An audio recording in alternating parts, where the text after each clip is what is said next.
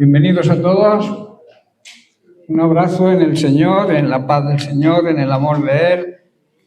También un saludo a aquellos que nos siguen a través de las redes sociales. Es un privilegio estar de nuevo aquí, ¿verdad? En el templo, en la casa del Señor, no en el templo, porque el templo somos nosotros, el templo del Espíritu Santo donde Dios mora. Y como hablábamos anoche en los jóvenes, Dios necesita templos no contaminados, templos limpios. Y eso es lo que nosotros queremos ser, ¿verdad? Una iglesia limpia, blanca, resplandeciente, donde el Espíritu Santo pueda morar a gusto, ¿verdad? Que no se entristezca. Bien, vamos a seguir con el tema que comenzamos la semana pasada, el tema es actitudes peligrosas. Y decíamos que hay actitudes que aceptamos y las consideramos quizá normales, pero que Dios no acepta. Costumbres y actitudes que Dios no aprueba y que son muy peligrosas, aunque creamos que son inocentes. La pregunta, ¿vivimos como todos o vivimos como Cristo desea que vivamos? Esa es la pregunta que encabeza la meditación. Muchos cristianos hoy justifican ciertas actitudes como normales, aceptables e incluso legítimas, sin darse cuenta de que poco a poco están debilitando su vida espiritual y alejándose de Dios. Estudiamos en primer lugar, voy a hacer un cortito resumen, muy corto. Estudiamos la semana pasada la primera, que era la distracción digital. Las redes sociales nos roban el tiempo de oración, el tiempo de estar en la presencia de Dios. La distracción digital, por tanto, nos aleja de Dios. Debilita la comunión con Él, produce corazones divididos y roba el tiempo que le pertenece a Él, al Señor. Y el Señor nos habla en su palabra que debemos aprovechar bien el tiempo.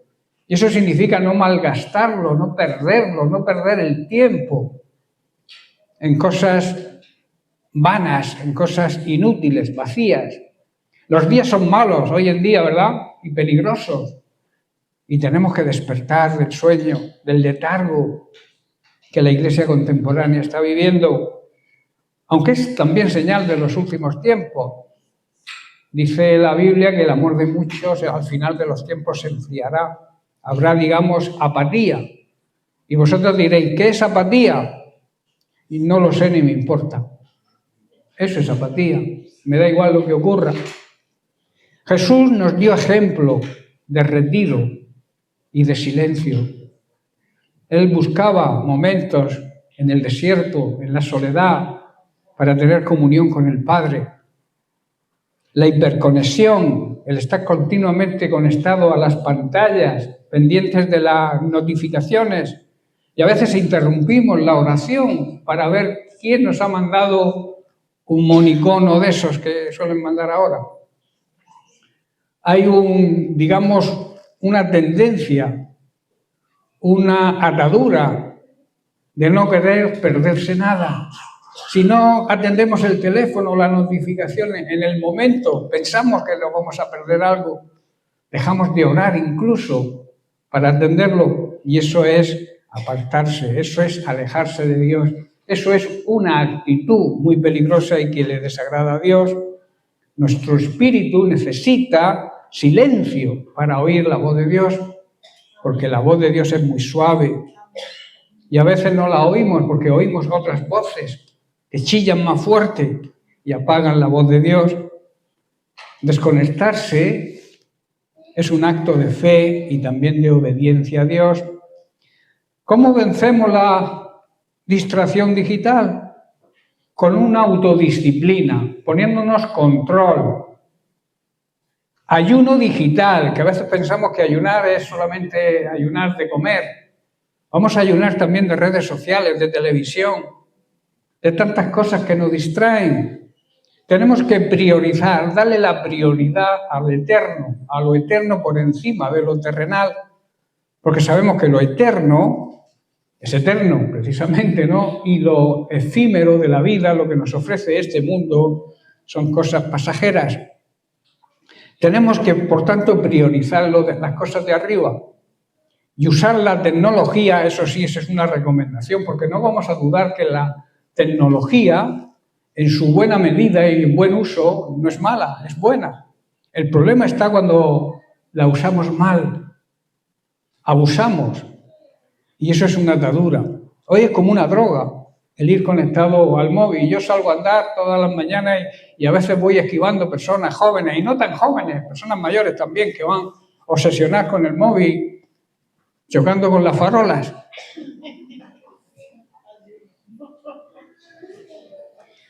Bien, la siguiente actitud que comenzamos a estudiar la semana pasada, que también es muy peligrosa, es el conformismo espiritual, que evita la transformación.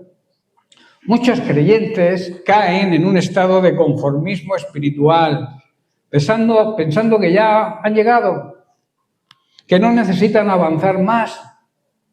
Este conformismo es muy peligroso porque detiene la obra transformadora del Espíritu Santo en nuestra vida. La para, la estanca, no avanza. No avanzamos porque no queremos avanzar, porque nos conformamos. El conformismo espiritual es una trampa suave, sutil, pero muy peligrosa, porque apaga la obra del Espíritu Santo en nosotros, impide experimentar la voluntad perfecta de Dios.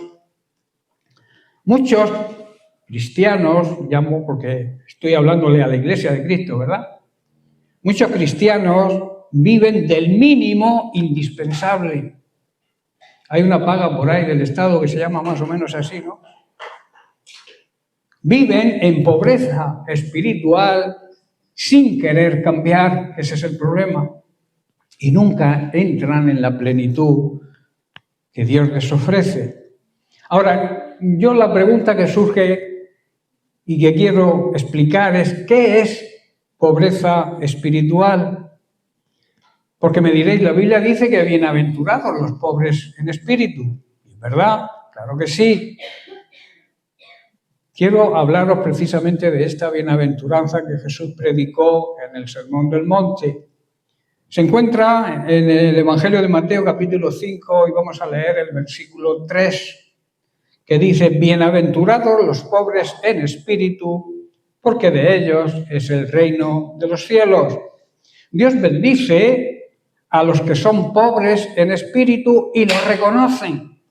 Los que reconocen que necesitan más conocimiento de Dios, los que no se conforman y quieren crecer más, a esos son los que Dios bendice, porque se consideran pobres, necesitan más. Los que se dan cuenta de la necesidad y de la dependencia que tienen de Dios, y entonces Dios les dice que el reino de los cielos les pertenece, precisamente por esa hambre y esa necesidad de querer conocer más cada vez de Dios. Estas palabras pronunciadas por Jesús en el Sermón del Monte, como he dicho, han resonado a través de los siglos y de generaciones y nos invitan a nosotros hoy a hacer una reflexión sobre el profundo significado que tienen. Para comprender mejor este pasaje, este mensaje o este versículo, es importante situarnos en el contexto bíblico y social en el que fue pronunciado. Jesús se dirigía a una multitud de personas.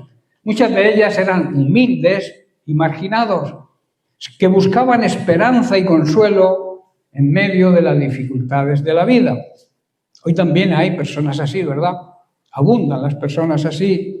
La expresión pobres en espíritu no se refiere a la pobreza, digamos, material, sino a una actitud de humildad y sencillez ante Dios.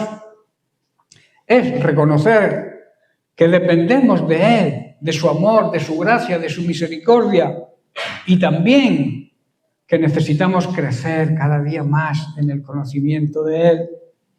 Para eso es necesaria la intimidad, la relación de intimidad con Él, para ir conociéndolo. Tú no puedes conocer a nadie de lejos. Para poder conocer a alguien tienes que tener una relación cercana. Y con Dios ocurre lo mismo. El reino de los cielos, por su parte, es una realidad espiritual que se experimenta en el corazón de aquellos que se acercan a la presencia de Dios. Acercarse a la presencia de Dios es vivir en el reino de Dios. es un estado de paz, pero no de paz exterior, sino de paz interior. Esa paz que transmite el saber que hemos sido perdonados por Él, el gozo, la plenitud que comienza en esta vida y que se prolongará por toda la eternidad si nosotros lo deseamos. Si tú deseas vivir la vida plena y abundante que Dios te ofrece, no esperes a morir, empieza ya a disfrutar de esa vida plena y abundante que Jesús nos ofrece. Esta bienaventuranza nos invita a despojarnos de todo orgullo, de toda soberbia, autosuficiencia y reconocer nuestra pequeñez y nuestra pobreza espiritual ante la grandeza de Dios. Nos anima a cultivar la humildad y la mansedumbre y la confianza en la provisión de Dios. A veces trabajamos 18 horas al día. ¿Por qué hacemos eso? Porque no confiamos en Dios. Dios nos obliga o nos dice, nos exige que trabajemos, pero con unas condiciones, ¿verdad? Que no prioricemos el trabajo sobre Él.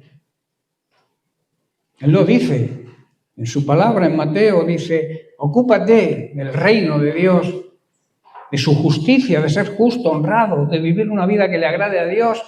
Ocúpate de eso y despreocúpate de tu necesidad, que Dios la va a cubrir. Pero nosotros hacemos al revés. Primero nos ocupamos de nuestra necesidad y si nos sobra tiempo, que a veces nos sobra tiempo, porque ¿quién tiene ganas de orar después de 18 horas de trabajo? Explicármelo. ¿Quién llega a casa después de estar trabajando 18 horas y se va a poner a orar?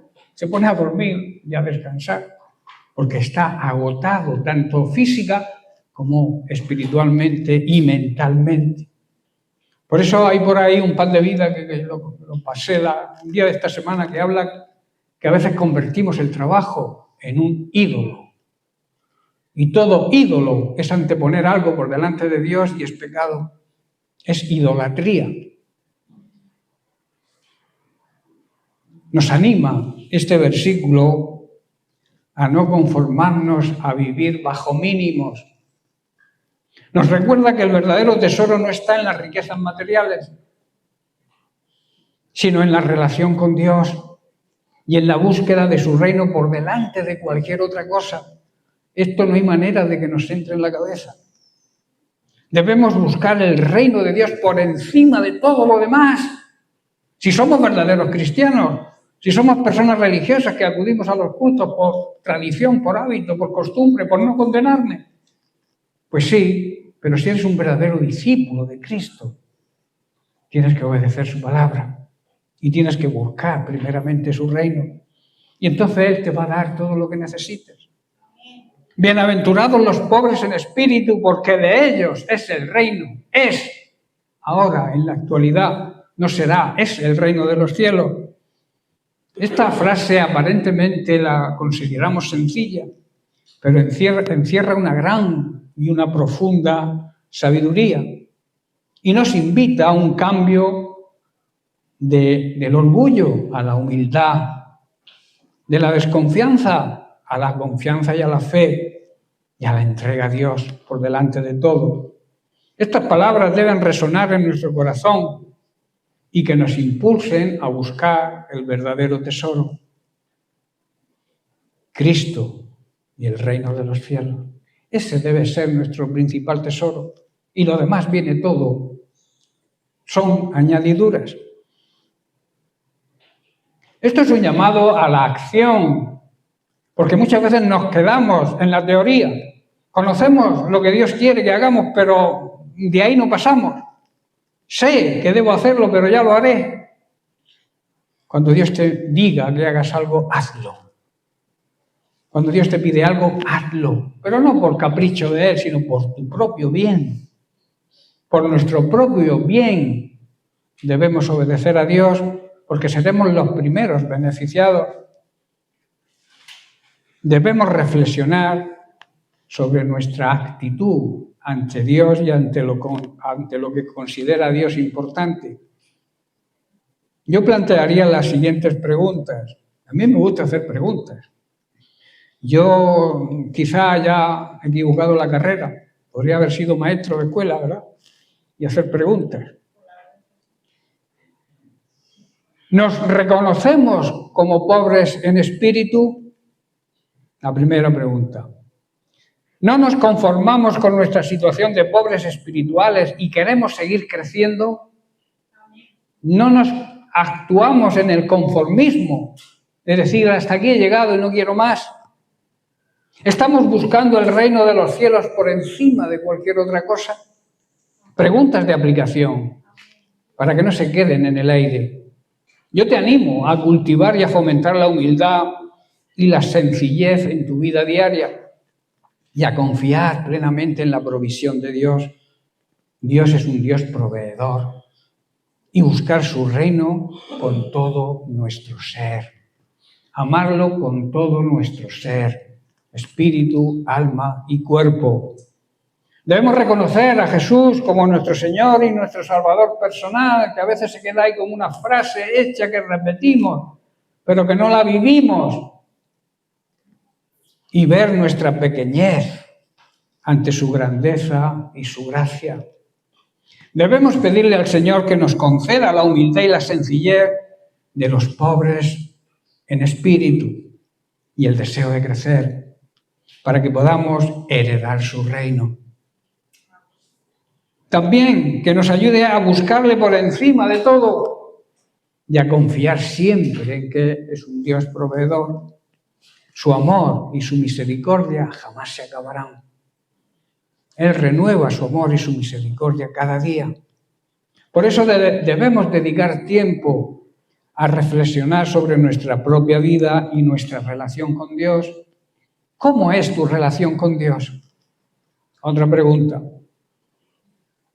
Háztela tú mismo. ¿Cuál es mi relación con Dios hoy? ¿Tengo una buena relación con Dios?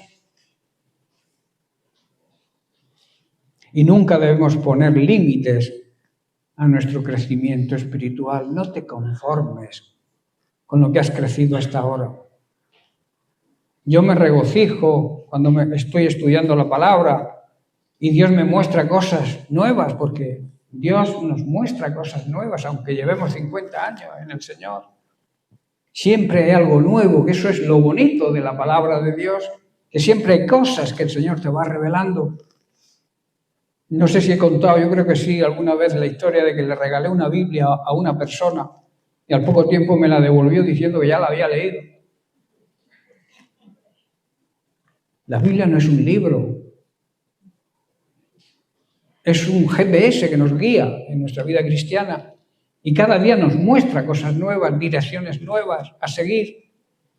También nos dice cuando nos equivocamos de rumbo, ¿verdad? Ahora, ¿cómo podemos vencer el conformismo espiritual? Primero, cultivando el hambre de Dios. ¿Tienes hambre por Dios? ¿Tienes hambre por escuchar su palabra? ¿Tienes hambre por deleitarte leyendo y meditando en ella? ¿Tienes hambre de oración? ¿Respiras? Porque la oración es la respiración de la iglesia. ¿O estás muerto? ¿Sabéis que hay un día, los martes, que nos reunimos aquí en la iglesia para orar? ¿Y sabéis la poca gente que viene? Creen que la oración es algo de segundo orden. Y la oración es, si cabe, lo más importante. Porque respiramos cuando oramos como iglesia. Estoy hablando de respiración espiritual. La iglesia que no ora es una iglesia muerta. La iglesia que no tiene espíritu y hambre de oración es una iglesia muerta. Y no lo digo para decir ya está el pastor atacando. No, es para que renovemos nuestra actitud ante Dios. Y sepamos que la oración es muy necesaria, porque estamos viviendo tiempos muy difíciles. tiempos de guerras, tiempos de ideologías que pervierten a nuestros niños y a nuestros jóvenes. Y eso se vence con la oración, doblando rodillas ante la presencia de Dios. Hay quien dice, los maestros que eduquen a mis hijos. No, tú tienes la obligación de educar a tus hijos. Los maestros que les enseñen matemáticas, ciencia, geografía. Pero la educación es obligación de los padres. Y como cristianos es la obligación de conducirlos en los caminos del Señor. Pero claro, si yo no ando en los caminos del Señor, si yo soy un creyente dominguero, o cuando me apetece voy y la mayoría de las veces no voy, ¿qué van a hacer tus hijos?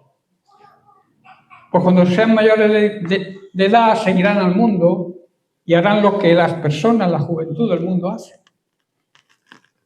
Ahora viene una fiesta, que aparentemente es una fiesta inocente, pero encierra muerte, maldición. Os advierto, no vistáis a vuestros niños de muerte, sino de vida. Dios es un Dios de vida, no de muertos. Y lo que se ensalza en esta fiesta es la muerte, la obra del diablo. Pero yo sé que algunos vestirán a sus niños llamándose cristianos, de calaveras, de muertes, de zombies. Porque es lo que todo el mundo hace para que el mundo no me rechace. Y es bonito ir pidiendo dulce y caramelo. La mentira del diablo, engañando, dando una apariencia de inocencia a algo que es diabólico. La noche de Shanghái, el culto a Satanás, es lo que se celebra el 31. El 31 vamos a tener una reunión de vigilia aquí en la iglesia. Vamos a orar por todas esas almas necias que no conocen la palabra de Dios y que le están abriendo las puertas a Satanás y lo más peligroso, poniendo en riesgo a sus propios hijos con apariencia de inocencia. Hablaré, esa noche habrá palabra, habrá adoración, habrá oración, habrá testimonios y habrá mensajes sobre lo que es Halloween. Ahora, si quieres saber exactamente cómo es Halloween, no te pierdas la vigilia, el próximo viernes. Por eso tenemos que cultivar el hambre de Dios. Jesús también en el mismo sermón del monte, en Mateo 5:6, dice, bienaventurados los que tienen hambre y sed de justicia. Aquí Jesús no habla de cualquier hambre, habla del hambre de justicia. No de pan ni de agua, sino de la presencia de Dios, de su voluntad y de su verdad. Jesús lo llama bienaventurados, felices, bendecidos, llenos de gozo. Y son los que tienen un corazón que clama, Señor, quiero más de ti. Hay una canción por ahí, un corito muy bonito, que hace tiempo que no cantamos, que es Señor, quiero más de ti. No me conformo con lo que tengo, quiero más de ti. A ver si luego para terminar lo cantáis. No se conforma. El que tiene hambre y sed de justicia no se conforma con una reunión solo el domingo. Eso es religión. Y a Dios no le gustan las personas religiosas. No se conforman con aparentar. Estoy bien, pero me quedo en casa. No se conforman porque tienen realmente hambre de Dios. Y yo te pregunto, ¿tienes hambre y sed de Dios? Nadie contesta. Y la promesa es muy clara. Ellos serán saciados. Qué bonito es cuando llegas a casa del trabajo y tienes sed y abres la nevera y coges un frasco de agua fresca. Porque tienes sed. Esa misma sed deberíamos tener de Dios, de buscar su presencia, ese hambre de su palabra. ese alimento espiritual que es su palabra y que es tan necesario o más que el alimento físico y material. Dios no deja con hambre al que le busca, lo sacia. Él llena, Él sacia, Él responde al clamor de un alma que tiene sed. En segundo lugar, debemos recordar que Cristo es nuestro modelo. No otro cristiano, sino Cristo mismo. No debemos olvidar jamás que Cristo no vino solo a salvarnos, que a veces es lo que pensamos, me ha salvado, gloria a Dios, soy salvo, y los demás que se apañen. Vino a mostrarnos el camino. Él es el ejemplo perfecto de obediencia, de humildad, de santidad, de compasión y de entrega total al Padre. ¿Quieres saber cómo hablar? Mira a Cristo. ¿Quieres saber cómo perdonar? Que a veces nos cuesta. Mira a Cristo. ¿Quieres saber cómo caminar en este mundo sucio sin contaminarte? Mira a Cristo. Porque es el ejemplo que debemos seguir. Él no pecó, no falló, no retrocedió jamás en su ministerio. No dijo, hasta aquí me conformo, ya no quiero más. No se conformó jamás, acabó su ministerio, sabiendo que ese ministerio lo iba a llevar a la muerte. Pero Él no dudó en morir por nosotros y así cumplir con su trabajo, su ministerio. Y si somos verdaderos discípulos de Él, tenemos que seguir sus pisadas. El apóstol Juan lo dice, si quieres ser discípulo, porque Dios no quiere personas creyentes, Él quiere discípulos. En la Gran Comisión dice, no dice id y hacer creyentes, no, id y hacer discípulos. Personas que estén dispuestas a aprender del Maestro.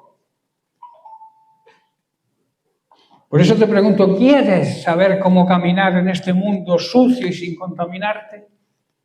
Ayer hablábamos también a los jóvenes de este tema. Mira a Cristo, que repito, Él no pecó, no falló, no mintió jamás. Y nosotros la mentira es el deporte nacional. Nos gusta la mentira. También hablaremos en su día de la crítica. Tenemos que seguir sus pisadas, hermanos. No a medias, no con religiosidad, sino con fuego en el corazón y la cruz cerca para crucificar nuestro ego, nuestro viejo yo. Cristo es el modelo, no el pastor. El pastor no es tu modelo a seguir, ni el hermano que tienes al lado, ni el cantante famoso, que a veces vamos detrás de los cantantes famosos y no vamos detrás de Cristo.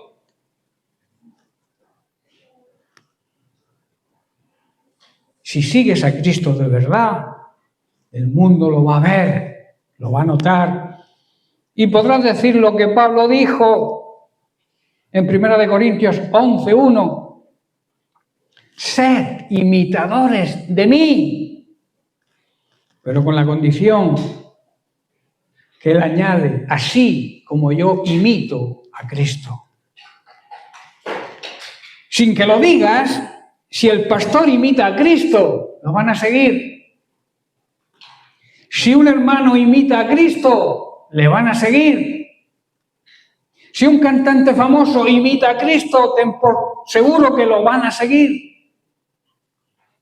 Pero con la condición de que sean imitadores primero de Cristo. El pastor, el hermano o el cantante famoso.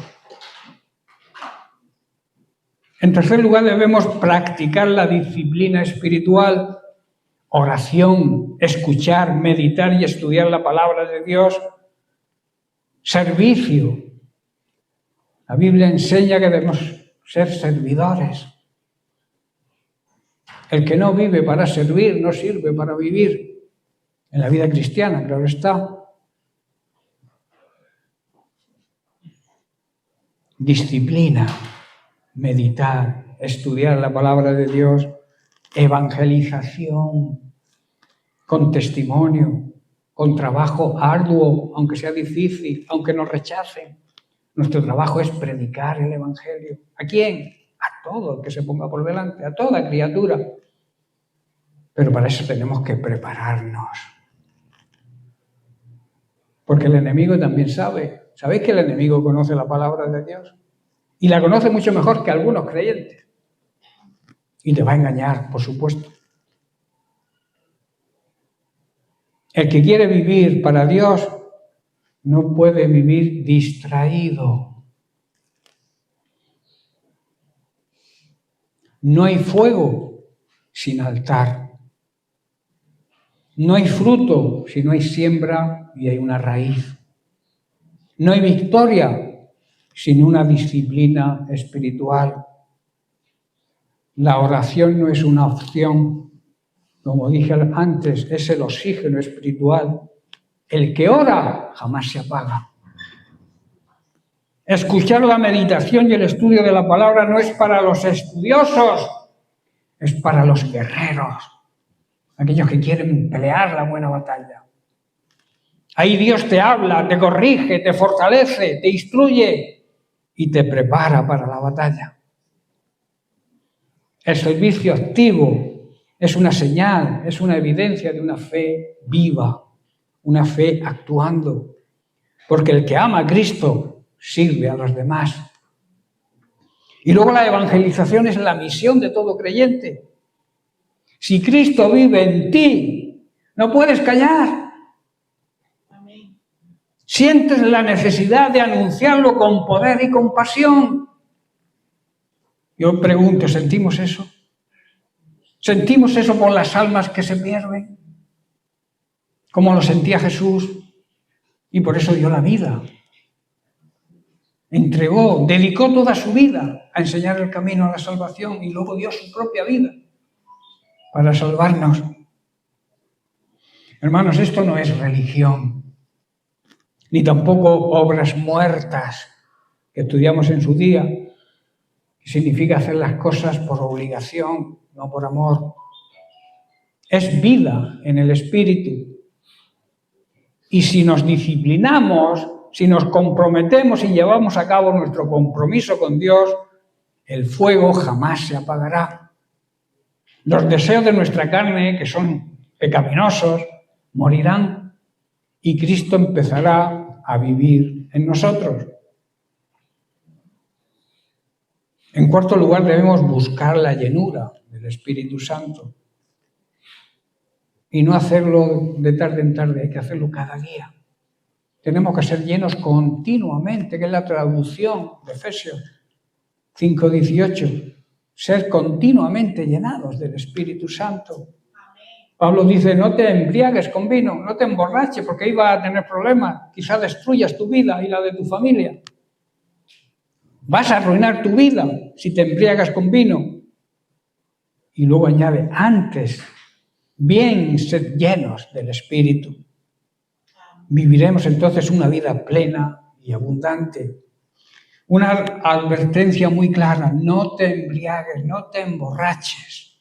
Aquí la palabra de Dios en boca de Pablo es clara y no se anda con rodeos. Pablo no está hablando solo del vino, está hablando de cualquier cosa que te controle. El vino controla, ¿verdad? Igual que la droga. Pablo se está refiriendo que no te embriagues, dale un meneico a tu mamá. No está hablando solo del vino, como digo. Está hablando de cualquier cosa, repito, que nos controle, que nos nuble la mente y que apague el espíritu. Pablo está hablando de todo lo que controla tu vida fuera de Dios. Alcoholismo, drogas, pornografía, redes sociales y otras muchas ataduras y vicios. El mundo ofrece llenura falsa, entretenimiento, placer, vicio, religiosidad sin fuego, que no sirve para nada, y tantas cosas vanas e inútiles. Embriagarse es perder el control. Y el creyente debe estar bajo el control del Espíritu Santo, no de la carne, no de nuestra naturaleza vieja y pecaminosa. El creyente verdadero no debe vivir borracho de las cosas que ofrece este mundo, ni del placer, ni del pecado. El creyente tiene que vivir y estar lleno del Espíritu Santo. Y no debe estar lleno a medias. No solo los domingos, lleno todos los días. Lleno para vencer la carne. Lleno para orar con poder y con autoridad. Lleno para vivir en santidad. Lleno para predicar con autoridad. En Hechos capítulo 1, verso 8 dice, y recibiréis poder, recibiréis dinamita, autoridad para predicar el Evangelio. Y esta llenura debe ser constante y continua. Sed llenos del Espíritu, es un llamado urgente de Dios, no es una sugerencia, es un mandato del cielo. El verbo sed llenos en el original griego implica y significa continuidad, constancia, ser llenos cada día. Es un estilo de vida, no una experiencia o una emoción pasajera y momentánea. Mary, despierta tú que duermes, te alumbrará Cristo.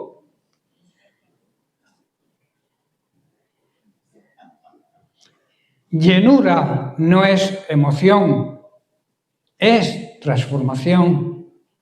El que está lleno del Espíritu habla con verdad. No hay mentira en su boca. Vive en santidad. Y si no, no te llames cristiano. Si no vives en la santidad que Dios nos exige. Sirve con autoridad y con poder. Ora también con autoridad. Y resiste la tentación. Pero para eso es que hay que estar lleno del Espíritu Santo. Una vida llena del Espíritu Santo trae fruto, trae poder y trae dirección.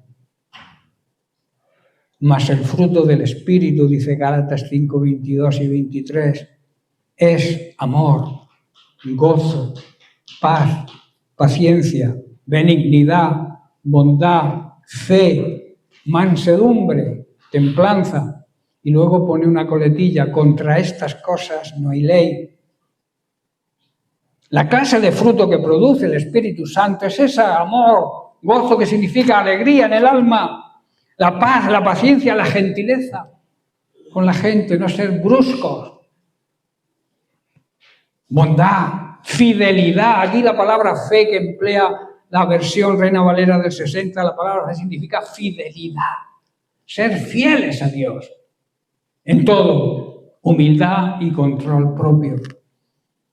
Y luego dice, no existen leyes contra estas cosas. ¿Qué quiere decir? No harían falta leyes si produjéramos este fruto del Espíritu Santo, todo lo que, las características de este fruto. El fruto del Espíritu se va a manifestar siempre en nuestro carácter si está lleno del Espíritu Santo. El poder del Espíritu Santo nos capacita para ser testigos verdaderos y activos de Cristo, o sea, para dar testimonio. En Romanos capítulo 8, verso 14, Pablo dice, porque todos los que son guiados por el Espíritu de Dios, esos son hijos de Dios. Si tú no eres guiado por el Espíritu Santo, si tú no aceptas la dirección del Espíritu Santo, si tú no obedeces la voz del Espíritu Santo, no te llames hijo de Dios. El que es guiado por el Espíritu Santo demuestra que es un verdadero hijo de Dios y los demás lo van a ver y lo van a reconocer. Hoy Dios nos está llamando a vaciarnos de lo que nos estorba y lo que nos mata y llenarnos de lo que da vida, porque solo el Espíritu Santo da vida y el que está lleno del Espíritu Santo arde en vida, brilla y jamás se detiene, jamás se conforma, sigue creciendo cada día. El conformismo espiritual es el mayor obstáculo para nuestra transformación. Nos hace crecer, la obra del Espíritu Santo transformadora en nosotros. El conformismo nos hace creer que ya hemos llegado a la meta, cuando en realidad estamos estancados. ¿Sabéis lo que le pasa al agua que se estanca?